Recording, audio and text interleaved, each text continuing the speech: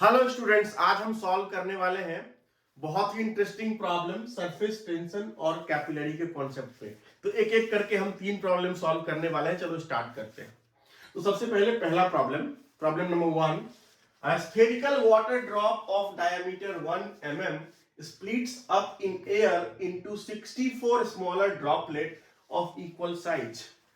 Find the work required in splitting up the droplet if the surface tension of water sigma is equal to 0.073 Newton per meter. So if you have watched the video of surface tension which I made on the topic, then you must have understood the concept of surface energy and surface tension.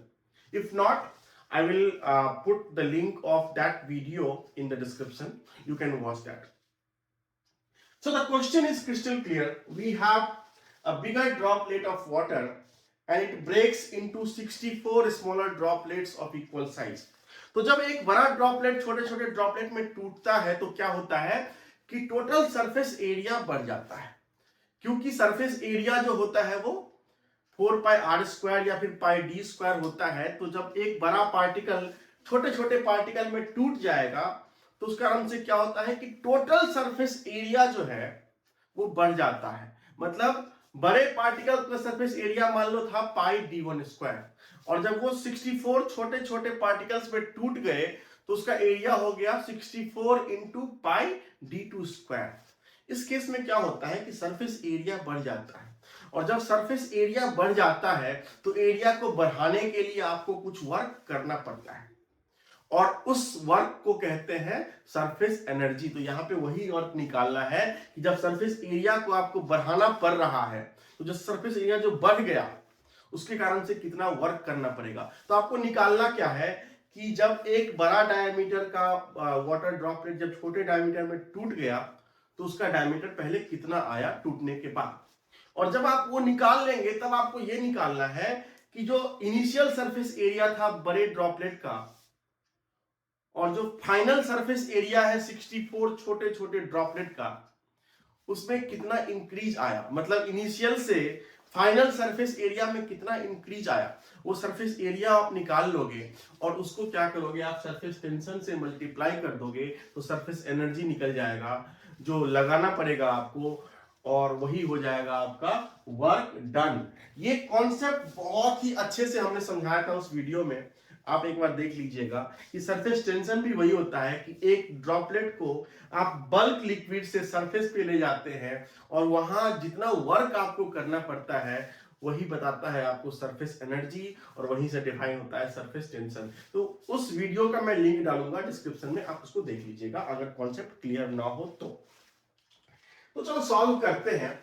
हमारे पास क्या है कि एक बड़ा droplet है water का, मान लीजिए कि ये बड़ा ड्रॉपलेट है और इसका डायमीटर है d1, मान लीजिए वो दिया हुआ है 1 मिलीमीटर।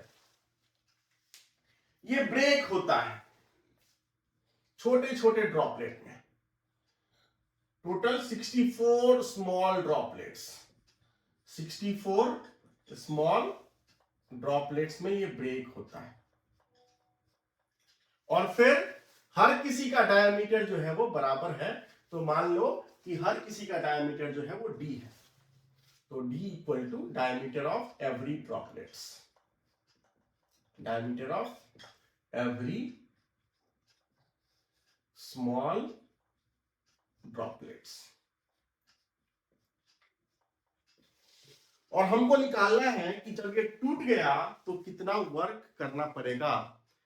तो हमारा कॉन्सेप्ट क्या है कि पहले हम क्या करेंगे कि जब एक बड़ा ड्रॉपलेट छोटे छोटे ड्रॉपलेट में टूटा तो उसका डायमीटर कितना निकला वो d हमको निकालना है d1 के वैल्यू से।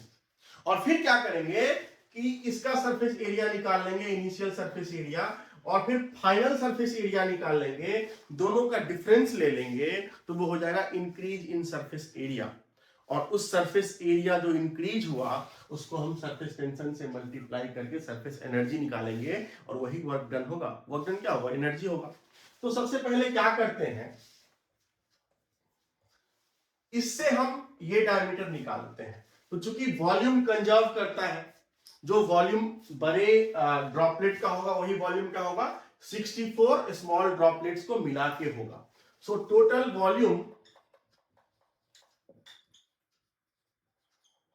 ऑफ बिगर ड्रॉपलेट, जो बड़े वाले ड्रॉपलेट है उसका जो वॉल्यूम होगा वो होगा π/6 इंटू d1 क्यूब। स्फीयर का वॉल्यूम यही होता है। तो अगर ये है 1 mm में, अभी mm में खेल रहे हैं, मिलीमीटर में खेल रहे हैं, देखो तो ये हो गया π/6 इंटू 1 mm होल क्यूब, तो ये हो गया आपका π/6 मिलीमीटर क्यूब। और जो छोटे छोटे स्मॉलर ड्रॉपलेट्स में यही तो टूट गया ना, बड़ा वाला ड्रॉपलेट टूट के छोटा छोटा बन गया। तो 64 स्मॉलर ड्रॉपलेट्स का वॉल्यूम कितना होगा, वॉल्यूम ऑफ 64 स्मॉलर ड्रॉपलेट। अगर मान लो कि स्मॉलर ड्रॉपलेट का डायमीटर d है तो उसका वॉल्यूम कितना होगा, 64 into volume of one droplet. And what is volume of one droplet, π/6 into d cube. तो ये हो गया आपका क्या, volume of 64 droplet, volume of one droplet into 64 number. अब ये क्या होगा, दोनों बराबर होगा, क्योंकि यही बड़ा वाला तो छोटे छोटे में टूटा था ना। तो चूंकि मास कंजर्व करता है तो यहां भी वाटर है, यहां भी वाटर है, तो डेंसिटी कांस्टेंट है, तो इसका मतलब वॉल्यूम भी कंजर्व करेगा। टोटल वॉल्यूम जो होगा दोनों केस में इनिशियली और फाइनली दोनों बराबर होगा। तो इस दोनों को बराबर करना पड़ेगा आपको। तो यहां से क्या होगा, π/6 equal to 64 into π/6 d cube. और यहां से क्या होगा, π/6 कट जाएगा और यहां से d क्यूब क्या हो जाएगा, 1/64। और अगर आप यहां से d निकालोगे तो ये हो जाएगा 1/64 टू द पावर 1/3, तो ये हो जाएगा आपका 1/4। और ये हो गया आपका 1/4 mm यानी 0.25 mm मिलीमीटर। ये क्या निकला, ये जो हमने निकाला है d इक्वल टू 0.25 मिलीमीटर, ये निकला है छोटे छोटे ड्रॉपलेट जो हमारे बने हैं उसके डायमीटर। अब जो है हमने क्या कहा कि हम सेकेंड स्टेप में क्या करेंगे कि एरिया देखेंगे कि इनिशियली सरफेस एरिया कितना था और फाइनली सरफेस एरिया कितना हो गया, कितना से बढ़ गया, और फिर दोनों का डिफरेंस निकालेंगे। तो पहले देखते हैं कि इनिशियल सरफेस एरिया कितना था, वो निकालते हैं।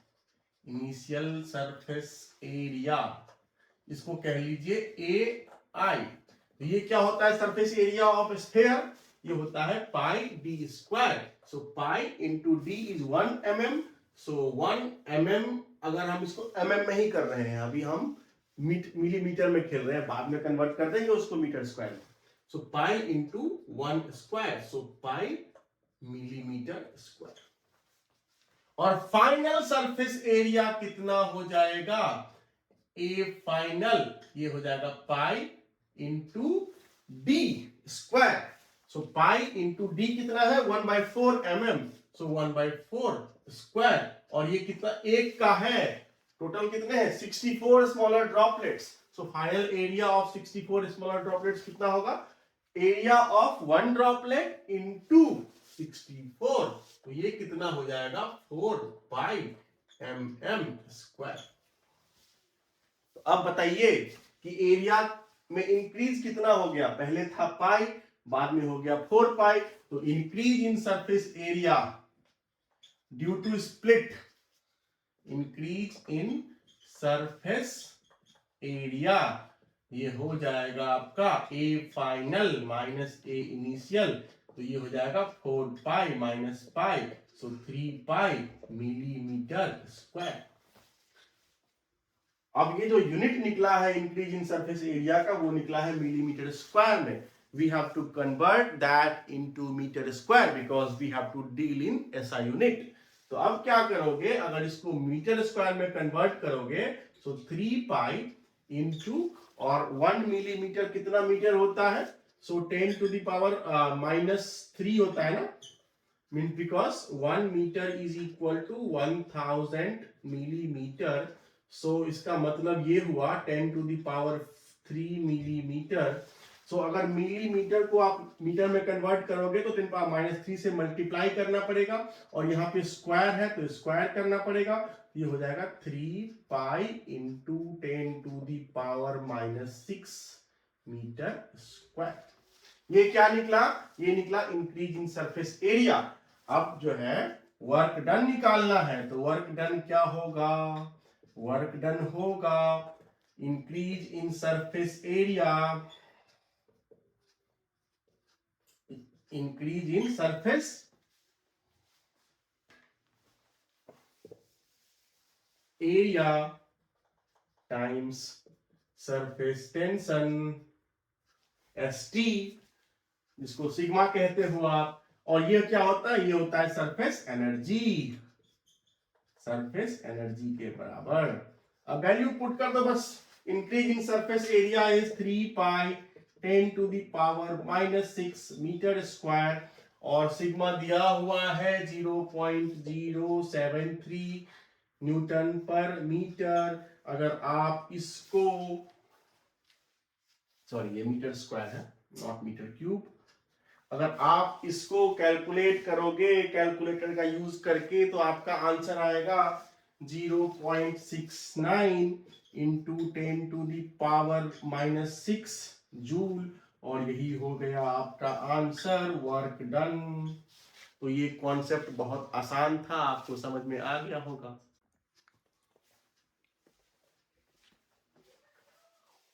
ये है problem number 2। A spherical soap bubble of diameter D1 coalesces with another bubble of diameter D2 to form a single bubble of diameter D3 containing same amount of air. Derive an expression for D3 as a function of D1, D2, atmospheric pressure P0 and surface tension sigma. If D1 equal to 20 millimeter, D2 equal to 40 millimeter, and atmospheric pressure P0 is equal to 101 kilonewton per meter square, and sigma equal to 0.09 Newton per meter, find D3। बहुत interesting question. इसमें क्या दिया हुआ है कि दो soap bubble है, एक का डायमीटर D1 और दूसरे का डायमीटर D2, दोनों मिलके एक बड़ा सोप बबल बन गया।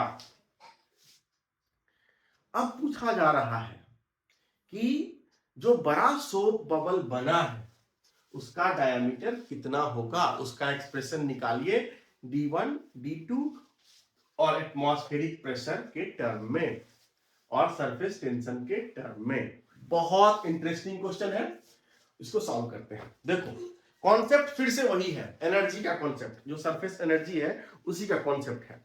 फर्स्ट लॉ ऑफ थर्मोडायनामिक्स लगेगा, सरफेस टेंशन का कॉन्सेप्ट लगेगा, सरफेस एनर्जी का कॉन्सेप्ट लगेगा, मतलब एनर्जी कंजर्वेशन का कॉन्सेप्ट लगेगा। और बहुत इंटरेस्टिंग क्वेश्चन है, देखो कैसे सॉल्व करते हैं। तो आपके पास जो है दो बबल है, ये वाला एक बबल, दूसरा वाला बबल, और ये दोनों मिलके बन गया तीसरा वाला बबल, सोप बबल। इसका डायमीटर दिया हुआ है D1, इसका दिया हुआ है D2, इसका दिया हुआ है D3, तीनों का अलग अलग डायमीटर, ये दोनों मिलके तीसरा बन गया। और एटमॉस्फेरिक प्रेशर दिया हुआ है P0, मतलब बबल के बाहर जो प्रेशर है वो है P0, मतलब यहां भी होगा P0, इसके बाहर भी होगा P0 और इसके बाहर भी होगा P0। और आप शायद ये भी जानते होंगे कि जब भी सोप बबल बनता है तो उसके अंदर एक एक्सेस प्रेशर होता है। इसका हमने एक वीडियो बनाया था जिसमें हमने एक्सप्रेशन निकाला था सोप बबल के अंदर का प्रेशर कितना होता है, उसका जो एक्सप्रेशन हमने ड्राइव किया था उस वीडियो का डिस्क्रिप्शन में लिंक में डाल दूंगा, आप उसको देख लीजिएगा अगर कॉन्सेप्ट क्लियर नहीं है तो जो इसके अंदर प्रेशर है मान लो वो P1, और एक्सेस प्रेशर क्या होगा, P1 माइनस P0। इसका एक्सप्रेशन हमने निकाला था उस वीडियो में। इसके अंदर मान लो प्रेशर है P2 और इसका जो एक्सेस प्रेशर का एक्सप्रेशन होगा वो भी हम निकाल सकते हैं। और इसके अंदर प्रेशर मान लीजिए P3। क्यों अलग अलग प्रेशर, क्योंकि सबका डायमीटर अलग अलग है, इस कारण से क्या होगा कि तीनों के अंदर अलग अलग प्रेशर होगा, एक्सेस प्रेशर। और अगर आपको याद होगा तो जो एक्सेस प्रेशर का हमने एक्सप्रेशन निकाला था डायमीटर के टर्म में और सरफेस टेंशन के टर्म में, सोप बबल के लिए उसका जो फॉर्मूला हमने निकाला था वो था delta P equal to 8 sigma by D. ये फॉर्मूला था। जो डेल्टा P क्या है, inside pressure minus outside pressure, जिसको हम एक्सेस प्रेशर कहते हैं। सिग्मा है आपका सरफेस टेंशन और डी है आपका डायमीटर।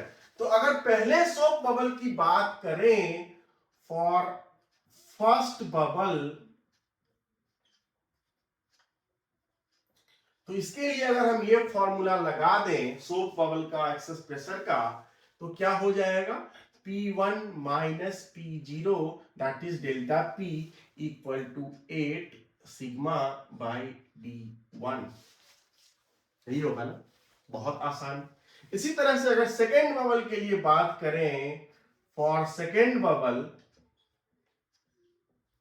सेकेंड सोप बबल, उसके लिए फॉर्मूला क्या हो जाएगा, P2 minus P0 is equal to 8 sigma by D2। और थर्ड बबल के लिए क्या हो जाएगा, जो बड़ा वाला बबल है उसके लिए भी लिख सकते हैं। So for third bubble this will be equal to P3 minus P0 is equal to 8 sigma by D3। ये हमने क्या किया, फॉर्मूला से लिख दिया कि जो एक्सेस प्रेशर का फॉर्मूला होगा वो क्या होगा। अब यहां से आप लिख सकते हैं क्या, P1 निकाल लीजिए तो P0 को उस तरफ ऐड कर दीजिए, तो क्या हो जाएगा, P0 plus 8 sigma by D1। यहां से क्या हो जाएगा, P2 equal to P0 plus 8 sigma by D2। और यहां से P3 क्या हो जाएगा, P0 plus 8 sigma by D3। ये हमने P1 P2 P3 क्या निकाल लिया, जो तीनों सोप बबल है उसके अंदर प्रेशर कितना है। अब देखिए हो क्या रहा है, ये सोप बबल प्लस ये सोप बबल दोनों मिलके एक बड़ा सा सोप बबल बना रहा है जिसका डायमीटर D3 है। और हम जानते हैं कि एनर्जी कंजर्व करती है, तो इसका मतलब है कि अगर मेरे पास एनर्जी X है और किसी और के पास Y है, और जब हम दोनों मिल जाएंगे तो हमारा टोटल एनर्जी हो जाएगा X प्लस Y। तो अब एनर्जी के कॉन्सेप्ट से अगर हम देखें तो इसके पास, पहले वाले बबल के पास सरफेस एनर्जी क्या होगा, जो सरफेस एनर्जी होगा वो होता है प्रेशर टाइम्स वॉल्यूम। एनर्जी क्या होता है, प्रेशर टाइम्स वॉल्यूम। वर्क क्या होता है, pressure times volume. Simple concept. अगर आपको लॉजिक अगर पता हो ना, अगर आपको फॉर्मूला पता हो, अगर आपका कॉन्सेप्ट क्लियर हो कि एनर्जी जो होता है, चाहे वो वर्क डन होता है, अगर प्रेशर वॉल्यूम दिया रहेगा तो एनर्जी का जो यूनिट निकालेंगे आप, वो प्रेशर और वॉल्यूम को मल्टीप्लाई कर देंगे। तो इसके अंदर जो प्रेशर निकाला आपने वो P1 और इसका जो वॉल्यूम है वो V1, तो इसका जो सरफेस एनर्जी होगा वो होगा pressure times volume of first droplet. वो इसका क्या होगा, सरफेस एनर्जी होगा। सरफेस एनर्जी सेकेंड ड्रॉपलेट का क्या होगा, P2 times volume of second droplet. और थर्ड का क्या होगा, P3 times volume of second droplet. तो अगर हम सरफेस एनर्जी की बात करें फ्रॉम एनर्जी कंजर्वेशन,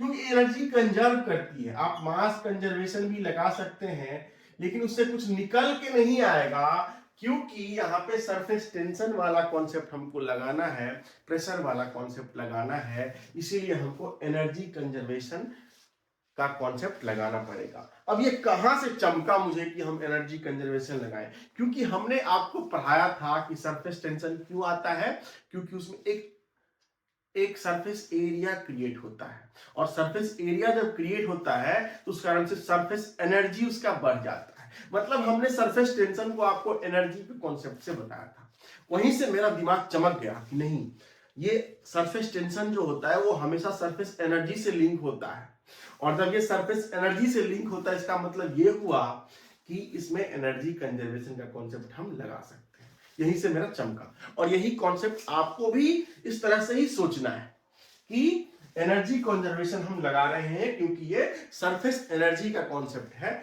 और सरफेस एनर्जी का कॉन्सेप्ट से ही सरफेस टेंशन को हम डिफाइन करते हैं।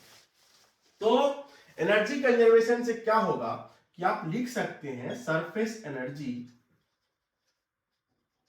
ऑफ ड्रॉपलेट, बबल, ड्रॉपलेट नहीं है ये बबल है,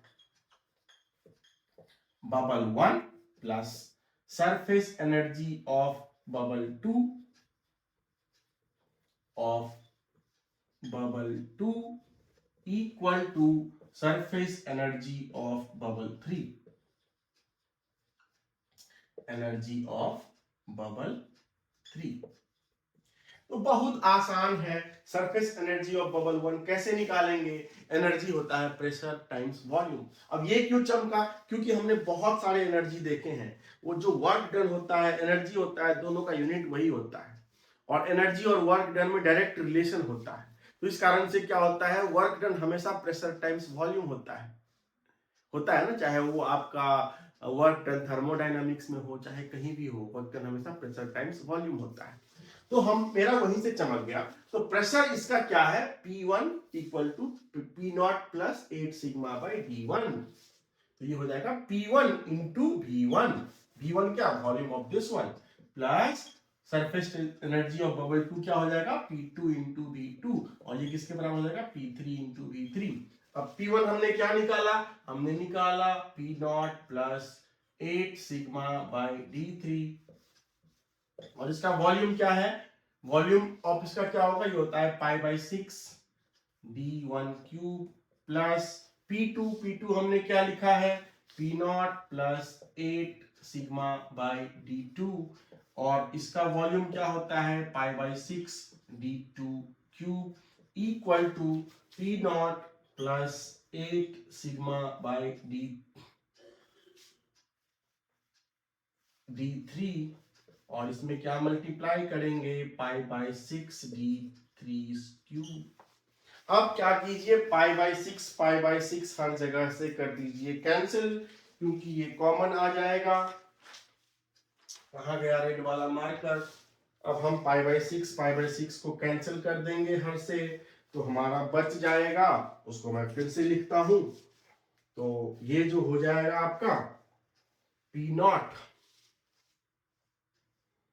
P0 थोड़ा सा जगह बना के, plus 8 sigma by D3 into D3 cube equal to P0 plus 8 sigma by D1 into D1 cube plus P0 plus 8 sigma by D2 into D2 cube. अब आप क्या कीजिए कि राइट हैंड साइड में P0 का वैल्यू पुट कर दीजिए, 101 kilometre पर मीटर स्क्वायर। तो P0 का जो वैल्यू है वो दिया हुआ है 101 kilo newton per metre square. तो इसको आप SI में कन्वर्ट कर लीजिए। So 101 into 10 to the power 3 newton per metre square, ये वैल्यू यहाँ पे पुट कर दीजिए। सिग्मा का वैल्यू दिया हुआ है 0.09, D1 का वैल्यू दिया हुआ है 20 mm, तो D1 को आप मीटर में कन्वर्ट कर दीजिए। So 20 mm is equal to 0.20 by 1000 होगा ना, सो 0.002 मीटर, और D2 हो जाएगा आपका 0.004 मीटर। तो ये सब वैल्यू पुट कर दीजिए, और फिर यहाँ पे आप P0 का वैल्यू यहाँ पे भी पुट कर दीजिए, सिग्मा का वैल्यू भी पुट कर दीजिए। हर चीज पुट पाट करके आपका एक इक्वेशन आएगा D3 में, क्यूबिक इक्वेशन आएगा, उसको सॉल्व करिए, और फिर उसको सॉल्व करके आप आराम से D3 निकाल सकते हैं। मैं सॉल्व नहीं करूंगा, टाइम वेस्ट नहीं करूंगा, मैं डायरेक्ट आंसर लिखूंगा। जब आप इसको सॉल्व करोगे तो D3 का वैल्यू आएगा 41.6 mm। ये हो गया आंसर। बहुत आसान कॉन्सेप्ट। ये है थर्ड क्वेश्चन कैपिलैरिटी पे। कैपिलैरिटी पे हमने बहुत ही ऑर्डिनरी डेरिवेशन किए थे जिसमें एक ट्यूब था, लेकिन ये देखो बहुत इंटरेस्टिंग प्रॉब्लम है। Two coaxial glass tubes forming an annulus with a small gap are immersed in water. The inner and outer radii of annulus are R1 and R2 respectively. Full stop. What is the capillary rise of water? इस question को थोड़ा complete कर देते हैं। Water in the annulus, in the annulus.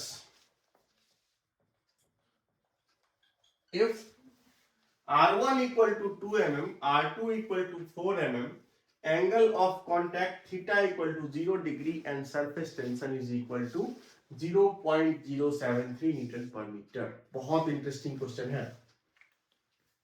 एक बार problem statement को पढ़ लो और मैं फिर समझाता हूं कॉन्सेप्ट क्या है और कितना इंटरेस्टिंग कॉन्सेप्ट है और कैसे हम इसको सॉल्व करेंगे।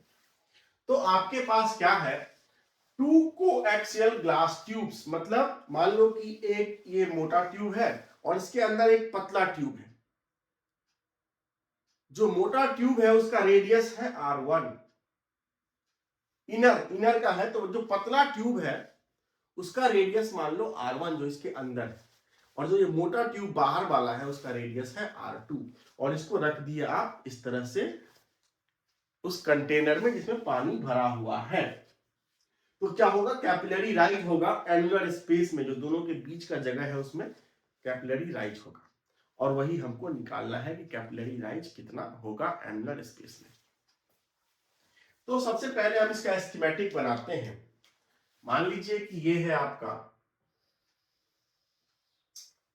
इनर ट्यूब, अंदर वाला ट्यूब इस तरह से, और एक है आपका आउटर ट्यूब, बाहर वाला ट्यूब। ये मान लीजिए आपका है आउटर ट्यूब, बाहर वाला ट्यूब।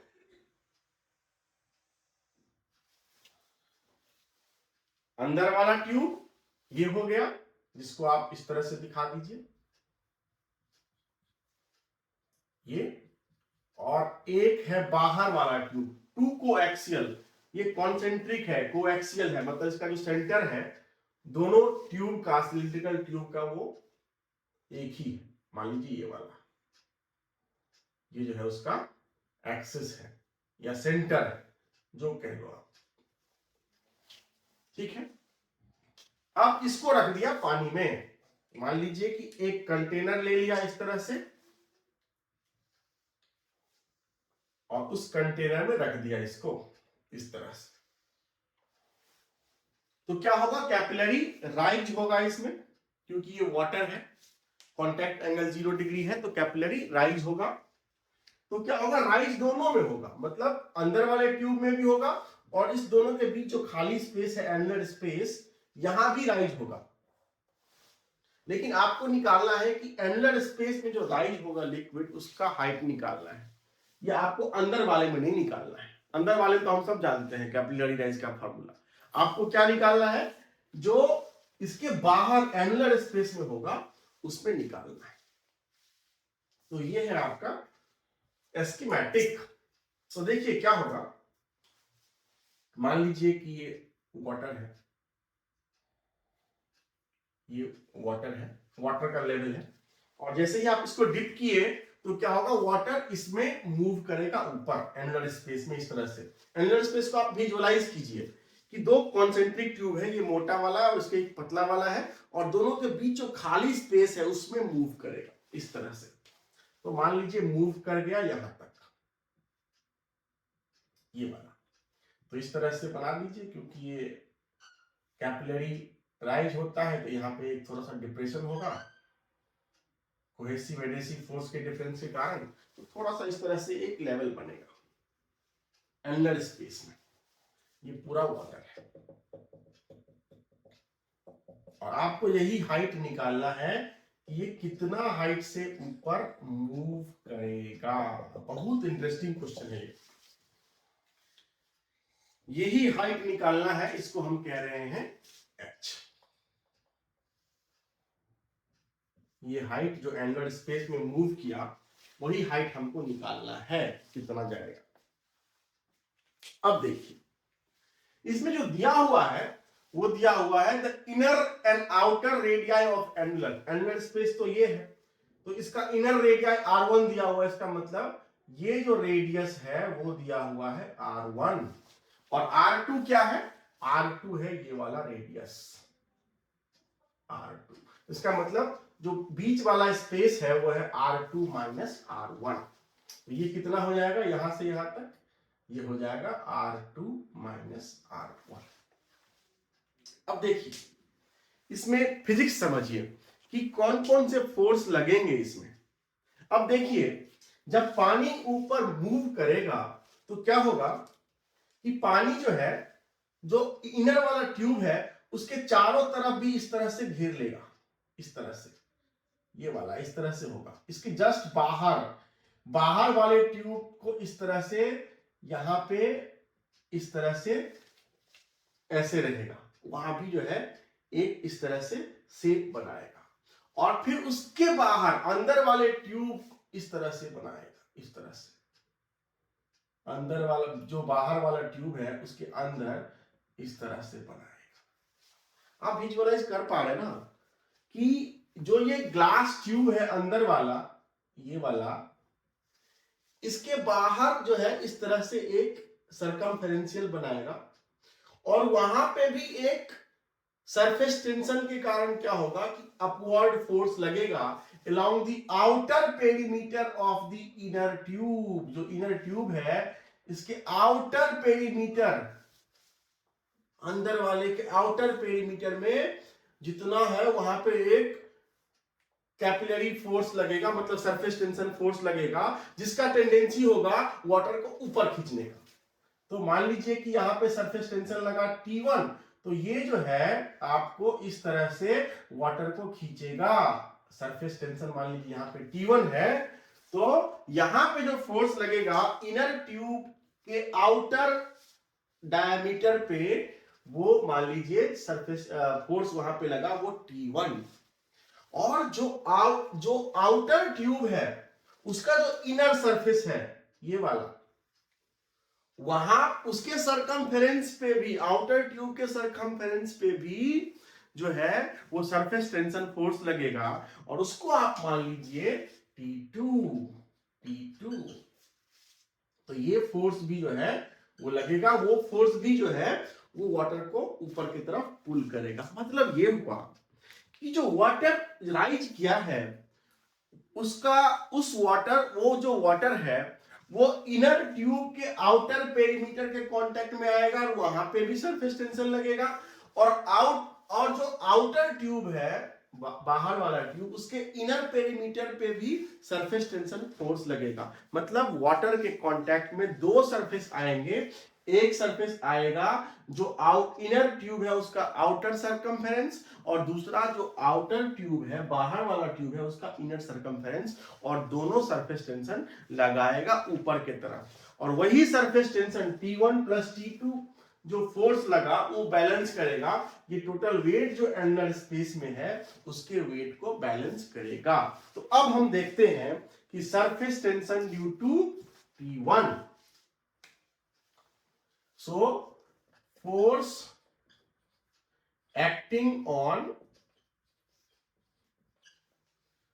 outer circumference, outer मत लिखो, on the circumference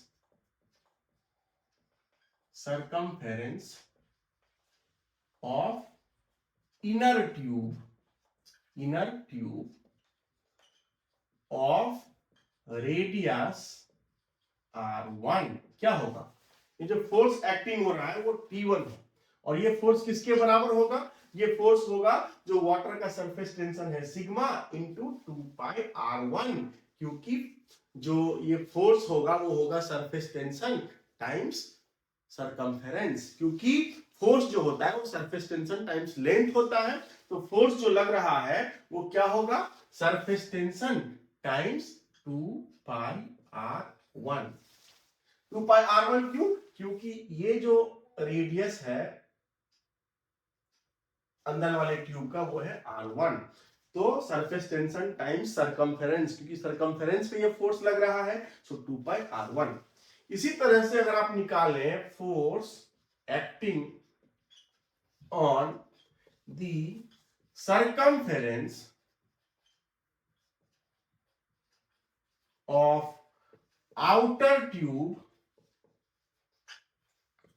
of radius r2, तो ये जो फोर्स होगा वो होगा T2, और ये किसके बराबर हो जाएगा, ये हो जाएगा sigma into 2πr2। So total force, और ये जो फोर्स का डायरेक्शन क्या होगा, ऊपर की तरफ होगा ना। So total force acting on total force acting on water in upward direction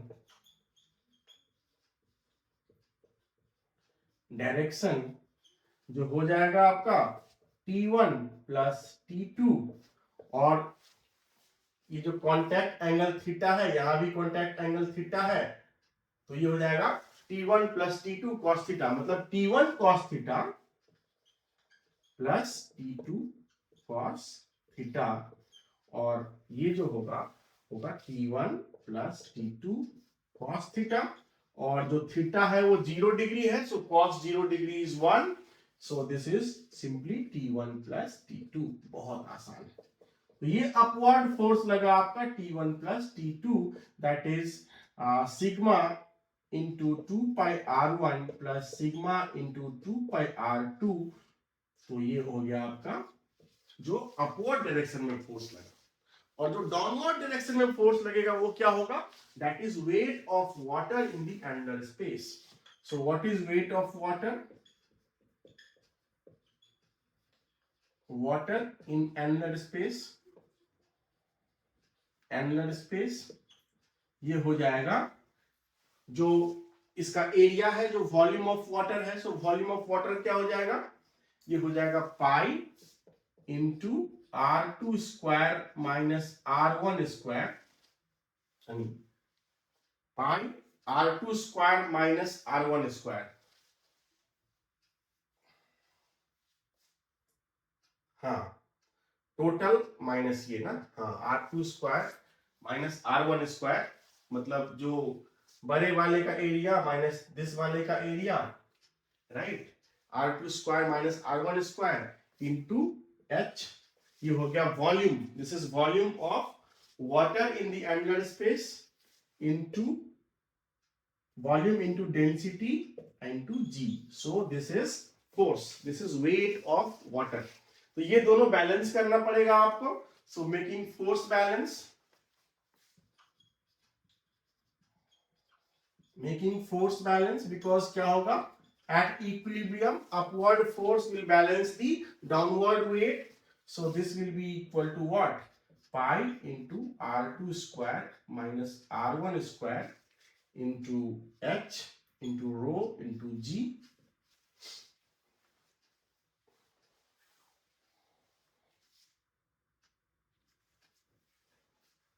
equal to 2 pi sigma R1 plus R2. So if you solve this, pi will cancel on both sides, then you will get H equal to